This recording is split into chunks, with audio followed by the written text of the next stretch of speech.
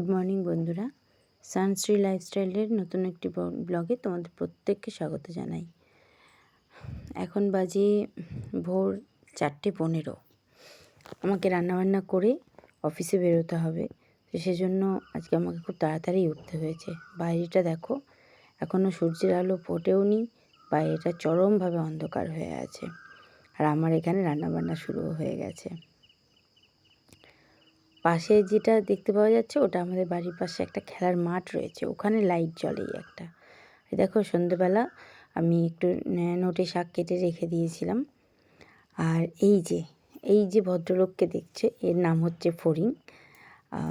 আমি যখনই সবজি কাটতে বসি, ওর বক্তব্য হচ্ছে ওকে কোলে নিয়ে আমাকে সবজিটা কাটতে হবে। দেখো চলে এসেছে, এখন বাজে 4:15। তোমাদেরকে কিছুক্ষণ আগেই আমি দেখালাম, তো ওর চোখে ঘুম নেই।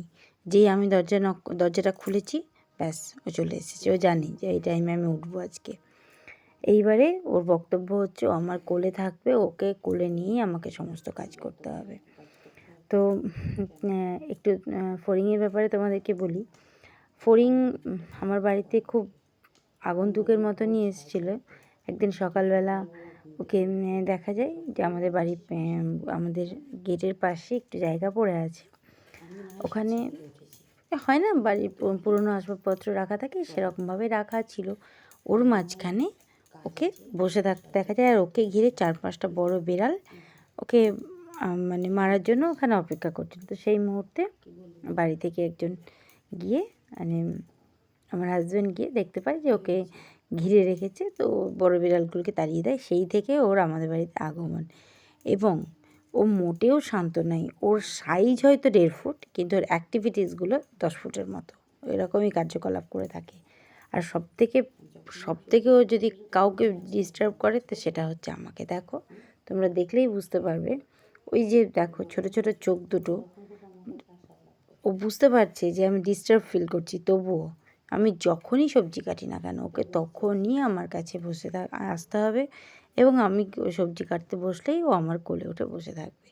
এটা ওর সঙ্গে যেন আমার একটা খেলার মতো হয়ে গেছে। আমিও জানি আমি সবজি কাটতে বসলে ও আসবে, ও জানে যে আমি বাড়িতে আছি মানেই ও আমার কোলে উঠে বসে থাকবে।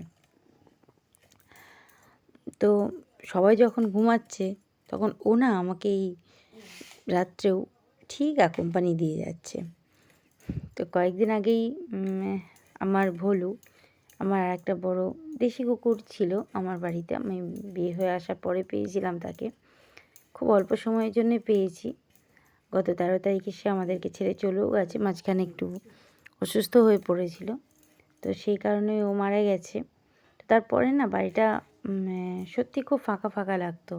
তো ঠিক ভোলু যখন অসুস্থ ছিল, তখনই ফড়িং আমাদের বাড়িতে এসছে। আর ওর দৌরাত্ম্যটা না ভোলু মারা যাওয়ার পরে আরও বেশি বেড়ে গেছে। আর সবথেকে বেশি ও বদমাইশিটা করে আমার সঙ্গে। অফিস থেকে এলেই শুরু হয়ে যায় তার বদমাইশিপনা আমার সাথে।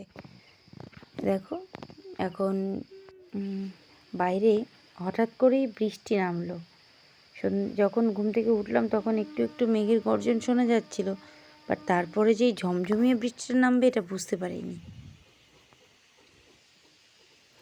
বাড়ির বাইরে হচ্ছে বৃষ্টি, আর আমার ঘরে চলছে এই দস্যিপনা। দেখো, রান্নাঘরে আমি আছি, ও কনস্ট্যান্ট রান্নাঘরে আমার কাছে বসে থাকে।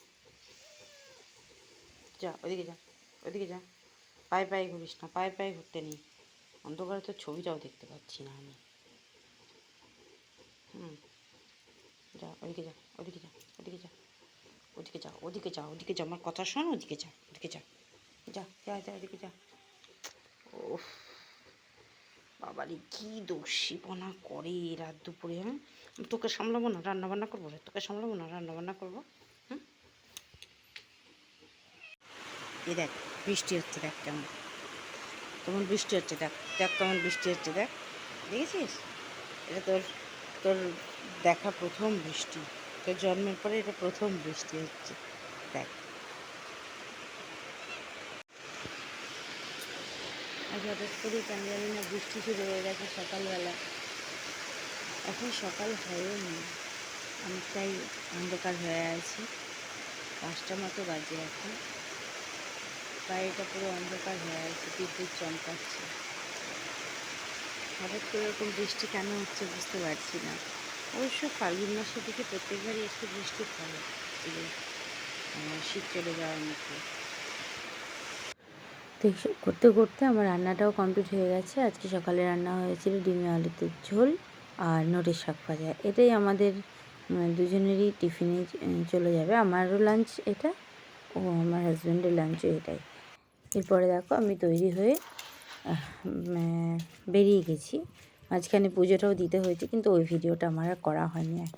কাজ করতে গেলে না আর ভিডিওটা করার কথাটা মাথায় থাকে না। সকালবেলা এত তাড়াহুড়ো থাকে, তখন আর হয়ে ওঠে না এইসব। তবুও যতটুকু পেরেছি করেছি। পুরো রাস্তাটা ভিজে গেছে। ভোরবেলা থেকে সেই যে বৃষ্টি শুরু হয়েছে, পুরো রাস্তাটা ভিজিয়ে ফেলেছে।